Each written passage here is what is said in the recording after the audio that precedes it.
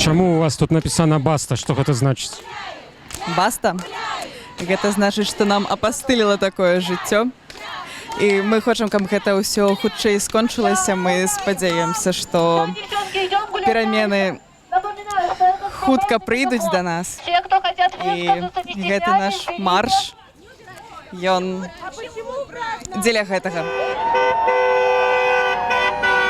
Хватит уже трепать нам нервы. Уже они должны стать настоящими мужчинами и перейти на нашу сторону. Я считаю так. Да, девочки? Да!